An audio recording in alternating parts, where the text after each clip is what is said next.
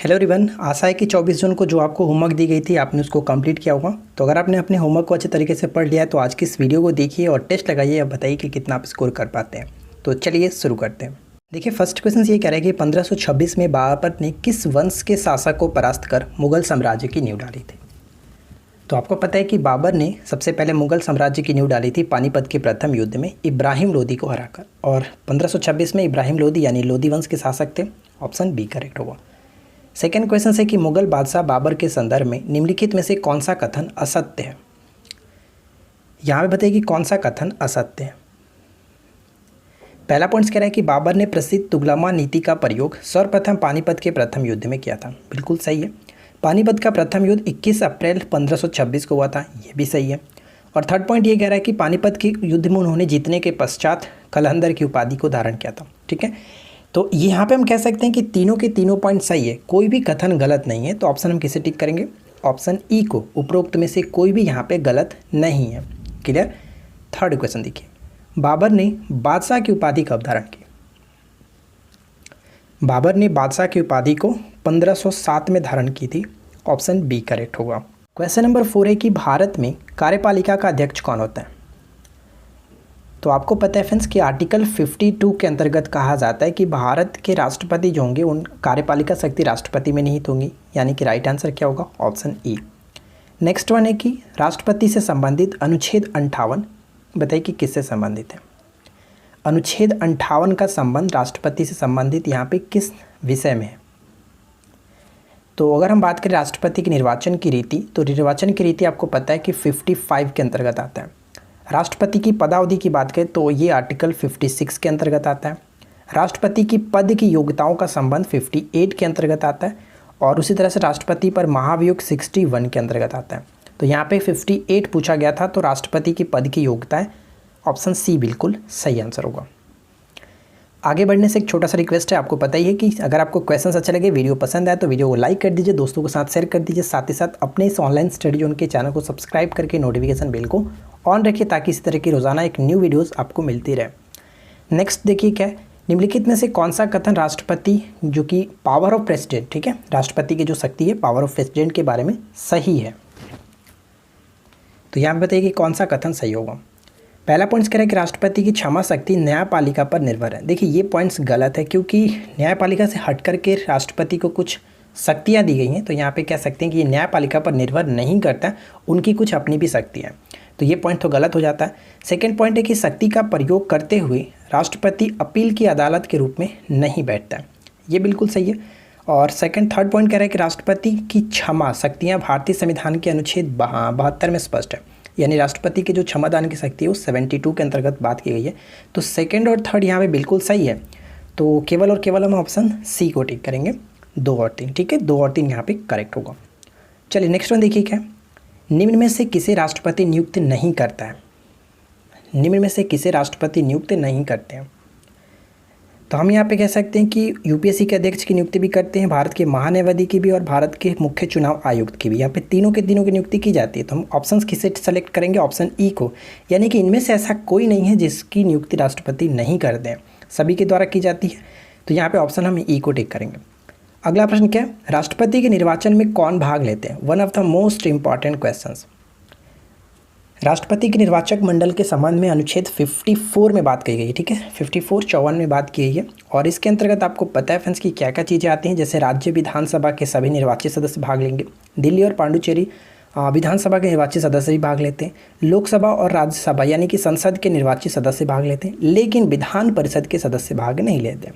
तो यहाँ पे एक या एक से अधिक ऑप्शन ई को टिक कर सकते हैं। ठीक है, आगे बढ़ते हैं। अगला पॉइंट है कि राष्ट्रपति का वीटो शक्ति किस अनुच्छेद के तहत है। राष्ट्रपति का वीटो शक्ति कह सकते हैं 111 के तहत। ऑप्शन सी करेक्ट होगा। बाबर भारत पर पहला आक्रमण किसके विरुद्ध किए थे। बाबर का भारत पर पहला आक्रमण 1519 में हुआ था, यूसुफ जाइयो के विरुद्ध हुआ था। Option A. नेक्स्ट वन है कि चौसा का युद्ध के संदर्भ में निम्नलिखित कथनों पर विचार करें। देखिए चौसा का युद्ध की बात करें तो 1539 में हुआ था, बिल्कुल सही है। सिरसा सूरी और ये हुमायूं के मध्य हुआ था, ये पॉइंट सही है, यानी कि फर्स्ट और यहाँ पे थर्ड सही है।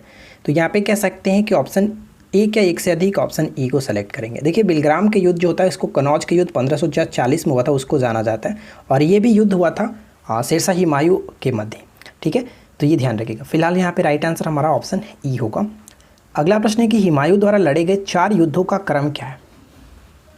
हुमायूं के द्वारा लड़े गए जो 4 युद्धों का क्रम है, हम कह सकते हैं देहरिया, कभी कभी इसको देवरिया भी लिखता है, चौसा, बिलग्राम और सरहिंद का युद्ध। 1, 2, 3, 4 यहाँ पे राइट आंसर होगा, ऑप्शन डी को टिक करेंगे। अगला प्रश्न क्या है, शेरशाह की महानता का घोतक क्या है। शेरशाह की महानता का घोतक हम लोग जानते हैं प्रशासनिक सुधार, ऑप्शन सी करेक्ट होगा। नेक्स्ट वन देखिए, राष्ट्रपति के महाभियोग के संदर्भ में निम्नलिखित कथनों पर विचार करें। तो अच्छे से पढ़िए और बताइए कि राइट आंसर क्या होना चाहिए। पहला पॉइंट कह रहा है कि राष्ट्रपति के महाभियोग प्रक्रिया के समय में राष्ट्रपति को 14 दिन पूर्व नोटिस दिया जाता है, बिल्कुल सही है, 14 दिन का नोटिस दिया जाता है। और राष्ट्रपति की महाभियोग प्रक्रिया के समय लोकसभा और राज्यसभा का 2/3 बहुमत होना चाहिए, ये भी सही है।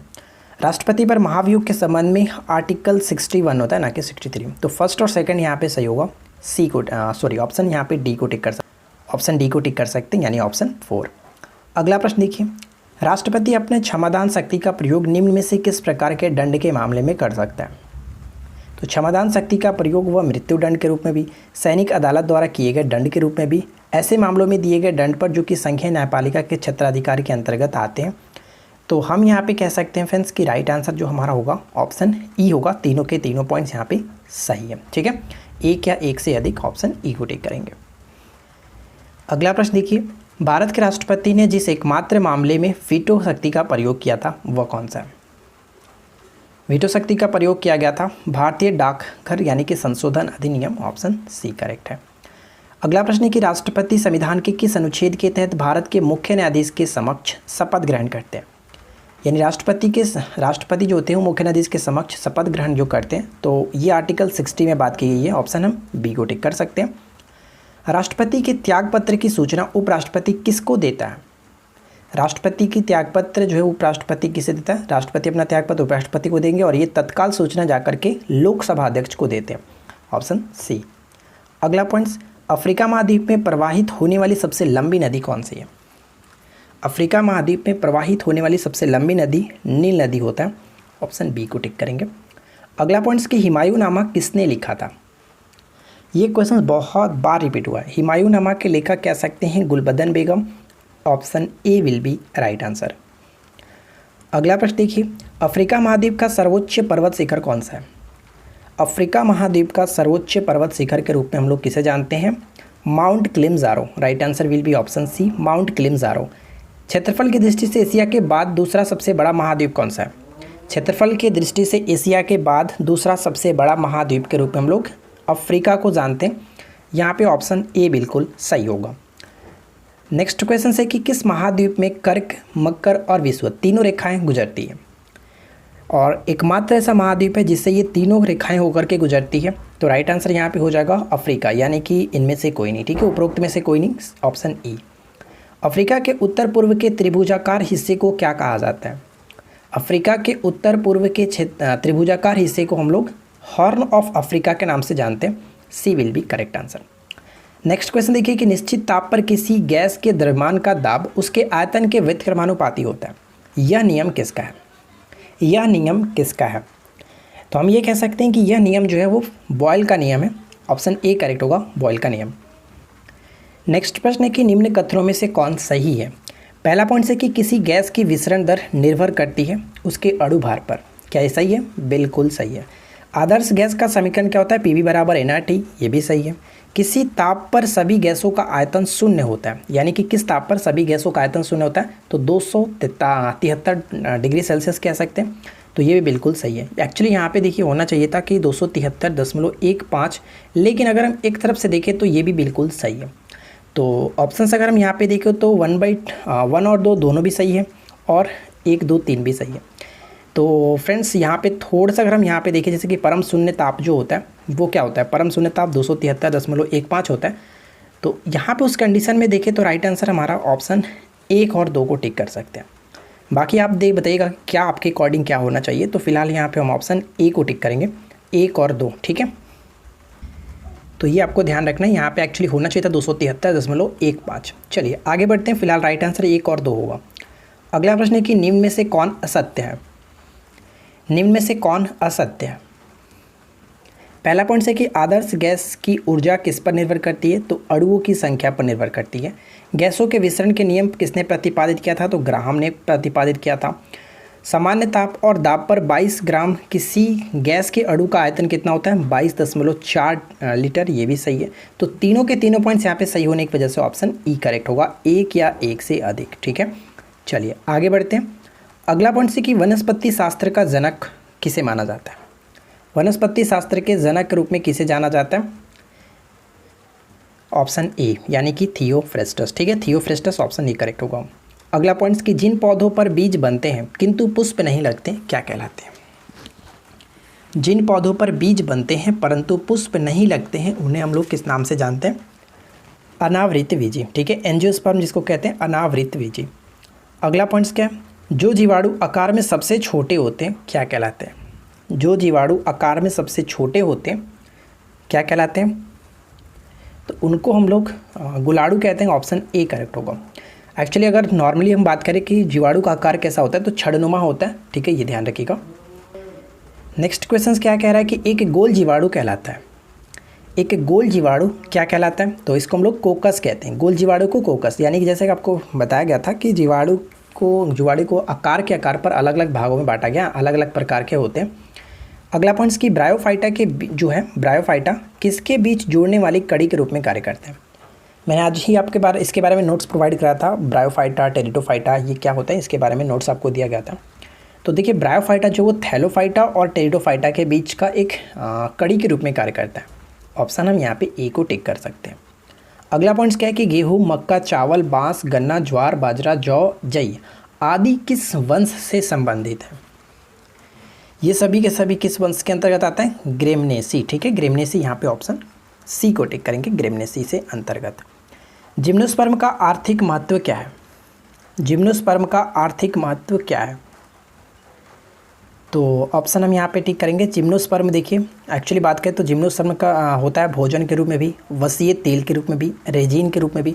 तो यहाँ पे ऑप्शन ई को टिक कर सकते हैं, जो कि तीनों के तीनों बिल्कुल सही है। नेक्स्ट क्वेश्चन कह रहा है कि लहसुन किस कुल का पौधा है?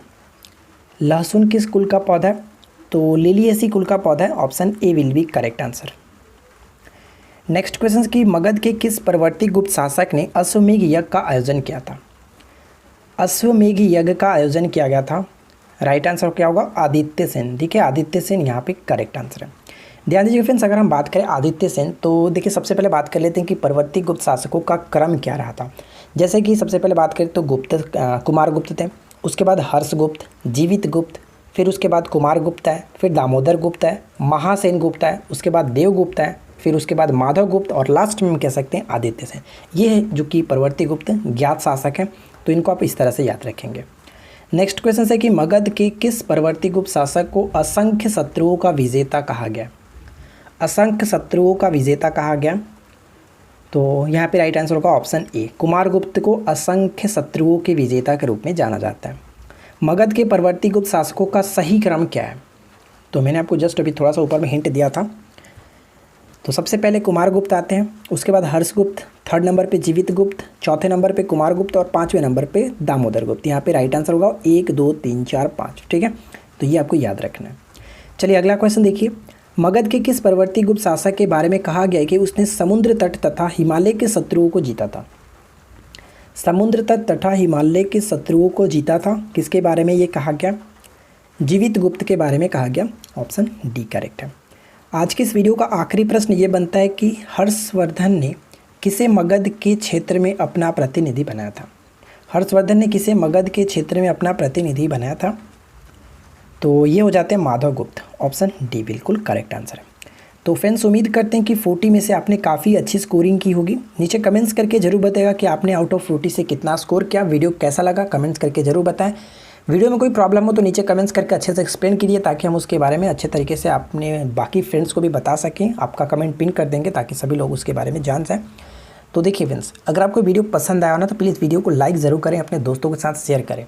ठीक है, और चैनल को सब्सक्राइब नहीं किया तो सब्सक्राइब करके रखिए, क्योंकि आपके लिए ही कराया जा रहा है, आपके लिए यूज़फुल होगा। नोटिफिकेशन बेल को ऑन रखिए ताकि नोटिफिकेशन आपको ऑन टाइम मिलते रहे। तो चलिए मिलते हैं नेक्स्ट क्लास में। Thanks for watching.